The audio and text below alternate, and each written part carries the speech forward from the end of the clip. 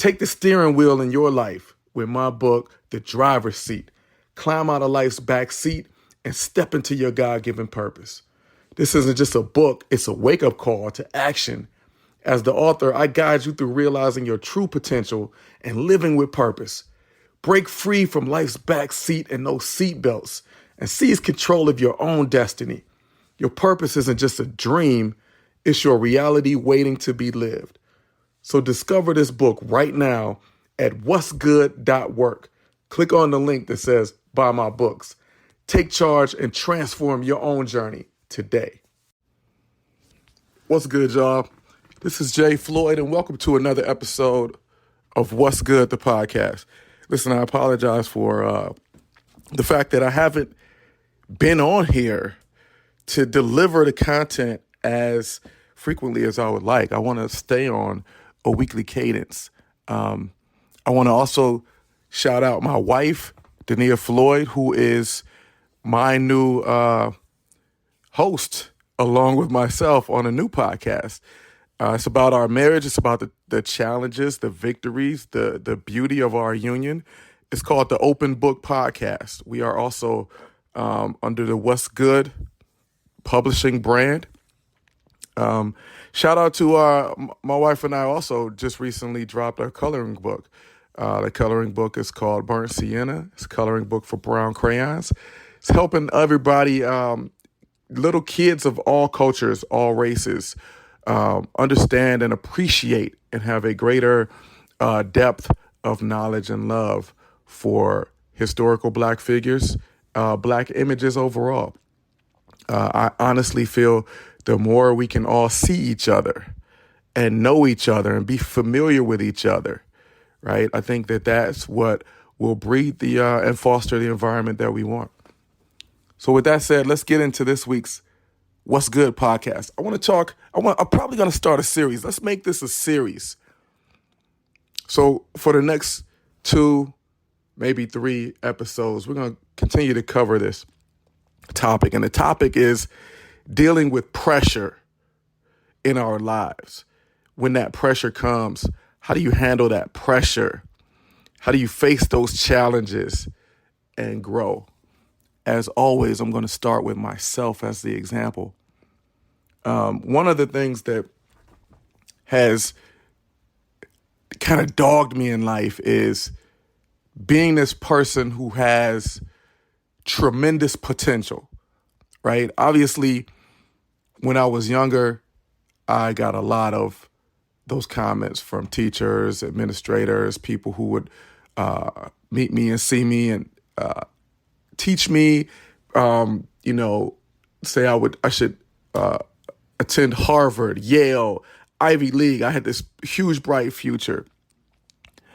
Having that pressure placed upon you every day, right? Obviously, this caused me, this is something I had to deal with going into college. I did not go into the Harvard or Yale or the Ivy League, right?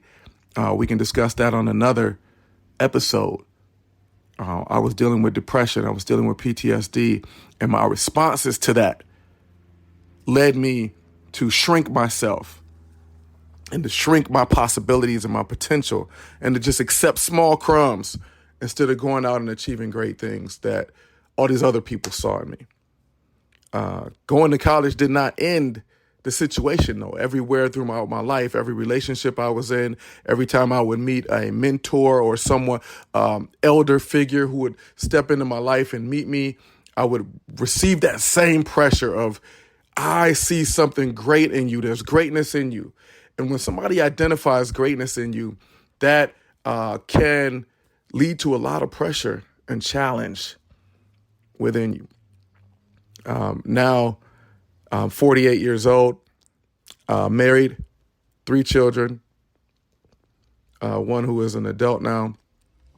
I have faced those challenges and pressure enough to have some insights about them, right? Let's go back to one that I didn't initially approach well.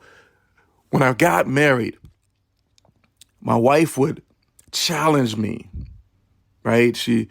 One of the things, she would support me, She would encourage me. She would compliment me. She constantly told me how intelligent I was, how vastly intelligent I was, and how when she met me, that was so striking to her of how much knowledge I had.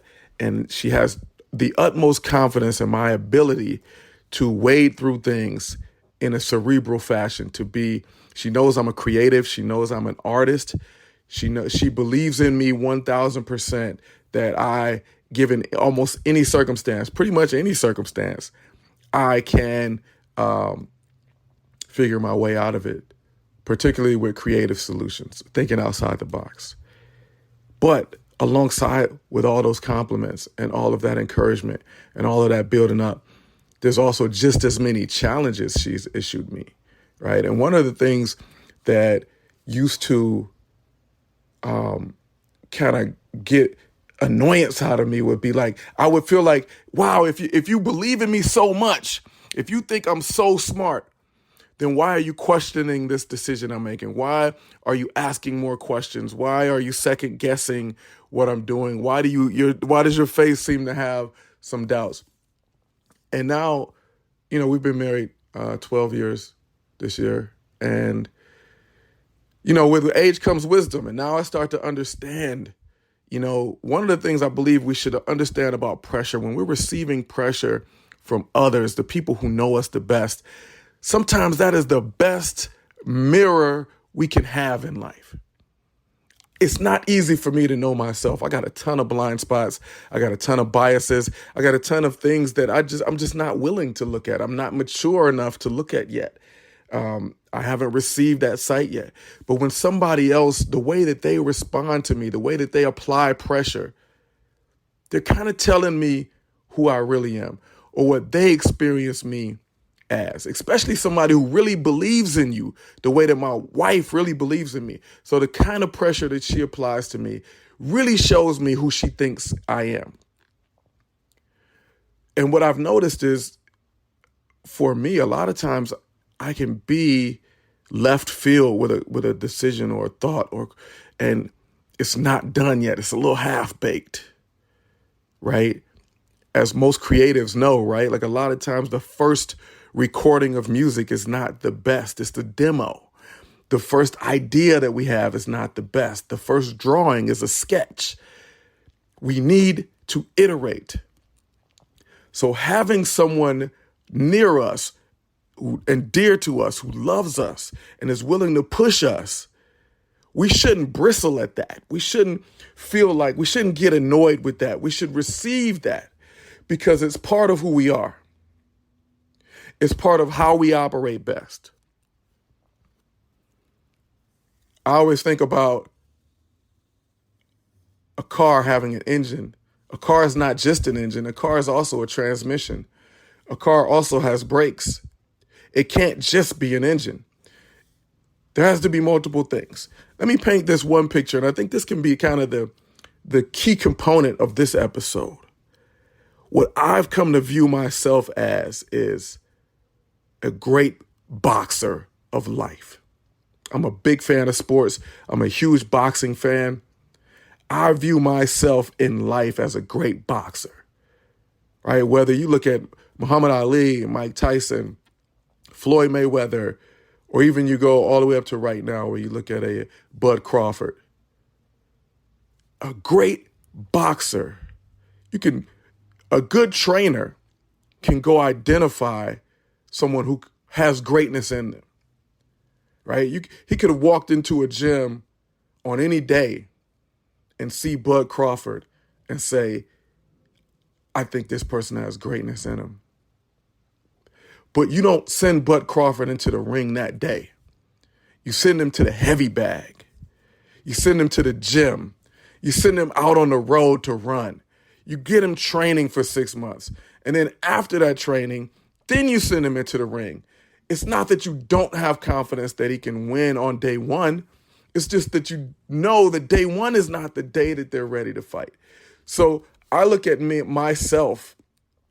I have a lot of confidence in myself these days. I now have received all of those compliments that people have given me. I understand why my teachers and administrators and counselors wanted me to go to the Ivy League. I absolutely could have thrived in an Ivy League setting. I had that ability, I have that ability, I have that aptitude.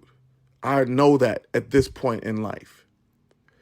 But one thing I also know about myself is I am a creative and I operate best in an iterative fashion. So sometimes the first thing I'm doing is just a sketch. It's just hitting the heavy bag. It's not time to fight yet. So when my wife comes along, who I feel has a really good sense of who I am, she's my trainer, right? Bud Crawford has a trainer. Mike Tyson had a trainer. Muhammad Ali had Boondini Brown, one of the greatest trainers. I feel like my wife knows me better than anybody. So even if I have an idea and she challenges it or she asks more questions, I receive it more with love. And I know we're operating in the way that we're best. She knows I'm a fighter. She knows I'm a boxer. She knows I can win the fight, but she knows today is not fight day. So I just wanted to share that with y'all. If y'all want some more insights and you want to hear me and my wife together discuss all the ways that we've grown, go check out the Open Book podcast. Also, I'm going to continue this series right here because I think there is more meat on the bone on how we can address how we deal with pressure. Thanks for joining me, y'all. I love y'all. Keep rocking with me. Peace. Ready to revolutionize your content creation? Discover Deep Brain AI, the cutting-edge solution in AI video synthesis. Create lifelike AI videos with ease, ideal for presentations, educational content, or just boosting your digital marketing. Your AI avatar waits to deliver messages with natural expressions and natural voices. It'll be just like hearing and seeing you and me. Experience the future of communication with Deep Brain AI. Discover more right now at what'sgood.work and click on our link that says visit our sponsor.